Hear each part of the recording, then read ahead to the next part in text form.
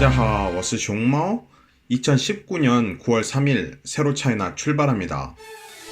중추절을 맞이하여 이색 월병이 출시되었습니다. 중국인 6명 중 1명이 탈모입니다. 미국에서 중국 유학생 9명이 입국 거부를 당했습니다. 태풍 링링이 북상 중에 있습니다. 얼굴 바꾸기 어플 짜오가 화제입니다. 중국 경제 지표를 살펴보겠습니다.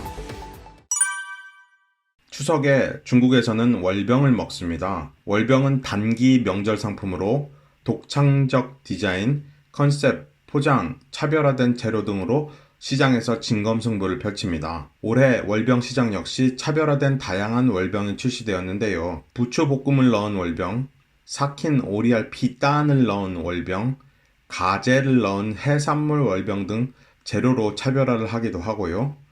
마작 장기 월병처럼 모양으로 차별화를 하기도 합니다. 또한 콜라보 월병도 관심을 많이 받고 있는데요. 광저우에서 가장 오래된 찻집인 타오타오쥐와 미니언즈의 콜라보, 허쉬와 앵그리버드의 콜라보, 하겐다즈와 디즈니의 콜라보 등이 있습니다. 그 밖에 월병과는 거리가 멀어 보이는 피자헛, KFC, 스타벅스, 오레오, 디즈니 등도 월병 시장에 뛰어들고 있습니다.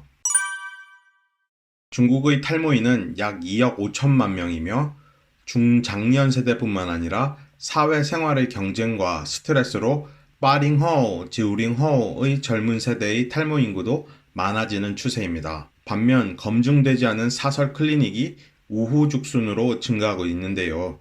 이는 탈모 관리가 기술력을 크게 필요로 하지 않고 진입 장벽이 낮아 비전문인들의 개업이 성행하고 있는 까닭입니다. 또한 공립병원의 모발 관련 진료과가 부족해 수요자 대부분이 사설 클리닉을 찾고 있어 사설 클리닉 시장이 더욱 커지고 있습니다만, 난립하고 있는 사설 클리닉 시장에 대한 규제도 점차 강화될 것으로 예상되고 있습니다. 참고로 베이징의 모 프랜차이즈 클리닉 업체의 월 매출은 한화 24억 원에 달할 정도로 성업 중에 있습니다. 미중 무역전쟁의 영향이 양국의 정상적인 인적 교류에도 영향을 주는 듯합니다. 방학을 마치고 미국에 있는 학교로 복귀 중이던 중국 유학생 9명이 미국 공항에서 입국을 거부당했습니다. 미국 애리조나 대학교에서 재학 중인 9명은 LA 공항에서 미국 세관 측에 개인 소지품을 검사당하고 구금되었다가 중국으로 돌아갔습니다. 미국 세관 측은 입국 거부에 대한 구체적인 사유를 밝히지 않고 있는데요. 이에 대해 애리조나 대학교 학교 측에서는 미국 국토안전부 부장과 폼페이오 국무장관에 편지를 보내 해명을 요구한 상황입니다. 미국에서 유학 중인 외국인 가운데 중국인이 가장 많으며 2017년부터 18년 사이에는 36만 명이 넘는 중국 유학생들이 미국 대학에서 공부했으며 이는 미국 전체 유학생의 33%에 해당하는 숫자입니다. 올해 13호 태풍인 링링이 필리핀 인근 해상에서 발생하여 북상 중에 있습니다. 중국 중앙기상대 예보에 따르면 9월 4일부터 7일까지 중국 해안 지역에 비바람, 뇌우 등 영향을 줄 것으로 예상이 됩니다. 이에 이어 태풍 링링은 오는 7일 한반도를 상륙해 서울을 통과하여 이튿날인 8일 청진을 향해 북동진할 것으로 한국 기상청이 예상하고 있습니다. 링링은 홍콩에서 제출한 이름으로 소녀의 애칭을 의미합니다.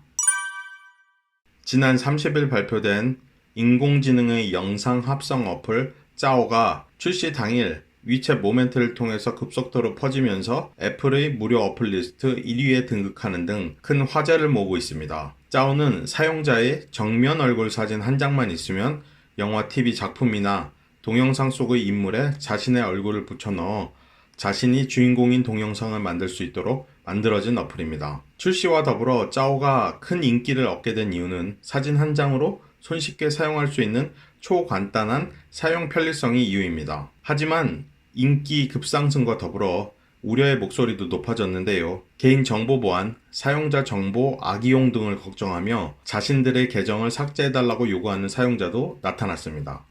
달러 대비 중국 위안화는 6거래일 연속 가치 절하되는 모습을 보이고 있습니다. 상해 주식은 박스권 안에서 소폭의 등락을 반복하는 장세를 보이고 있습니다. 홍콩 증시는 미중 협상 우려에 약보합 마감되었습니다. 15 1개월물 금리는 지난주 반짝 상승을 상쇄하듯 다시 큰 폭으로 하락했습니다. 금주도 여전히 위안화는 약세, 증시는 혼조세, 중국 금리는 경기 부양을 위한 약세 모습을 보이고 있습니다. 숑마오 아카이브의 새로 차연한 뉴스 브리핑은 매주 일, 화, 목 업데이트됩니다. 구독과 알림 설정하셔서 꼭 알아야 하는 중국 최신 뉴스 놓치지 마세요.